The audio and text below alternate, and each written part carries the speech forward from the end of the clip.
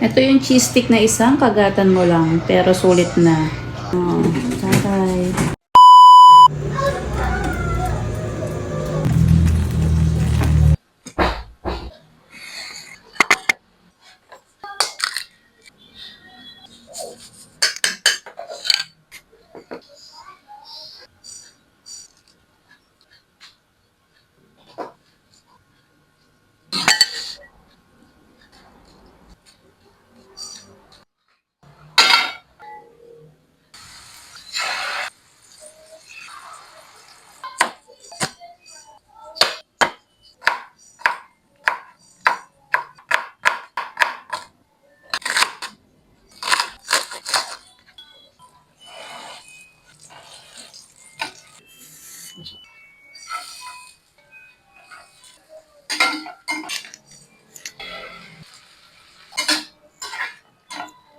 Black pepper, water, dito po tayo pechay,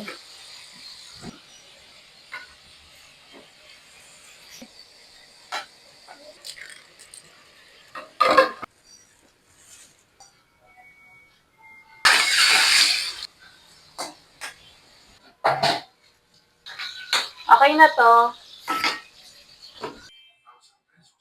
Ano lang mauwi?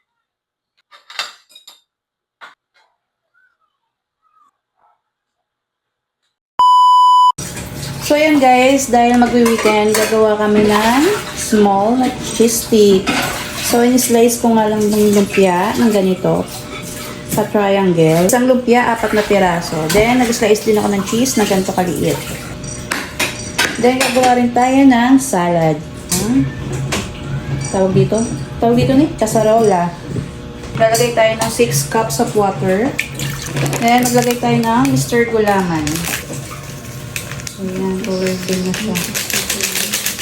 Maglagay tayo ng asukal. Pwede na natin isalang to.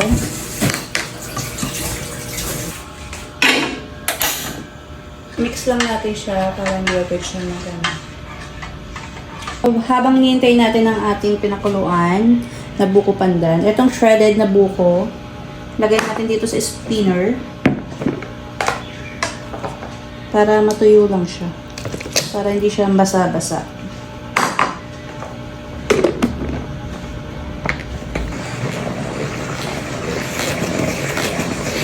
Let's shot. So yan, okay na yan. Ayan yung juice niya. Then, lalagay natin itong ating shred buko dito sa ating ice cream.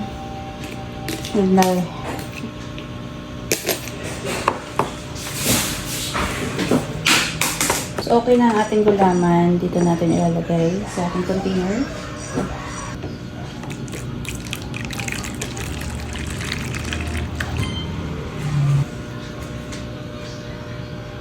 Ilalagay tayo dito. Let it cool. Dito muna natin sila sa side. So, itong cheese stick na to, ito yung gagawin natin. Turo to ni Mama Didit. Para mas masarap daw. At maliit lang. Ma-cheesy.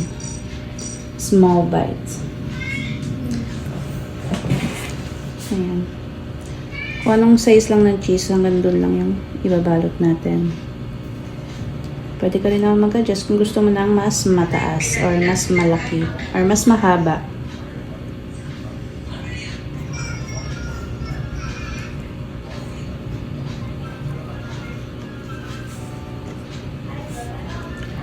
So, yan. Ganyan siya kaliit. Ka-cute. Nababoring yung mga kids. May kinakain sila. Small. Sinasabi nga small but terrible. So, yan guys. Nakagawa tayo ng 40 pirasong cheese stick.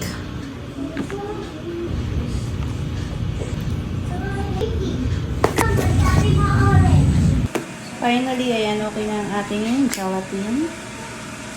Press natin siya ng maliliit.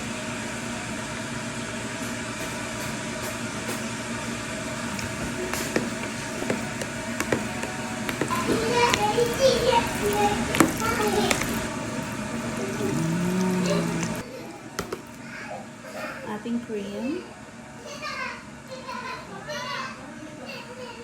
Ating condense.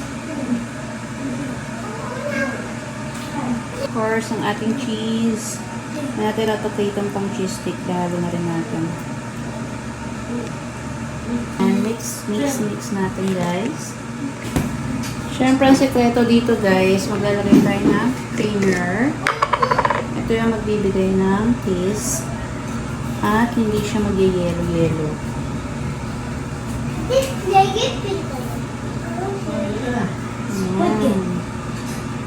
Bango. And ayan, okay na siya, guys. Tapos na natin sa ating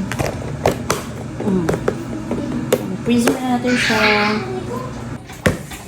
So, ito na nga yung ating salad.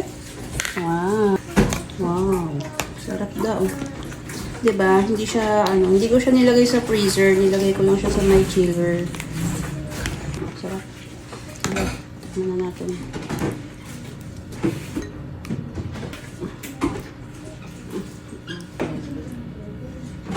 Ito ang ating finished products para sa ating buko pandan. What the taste? Yummy. Yummy. Taste it. Ang creamy niya, guys. Ang creamy.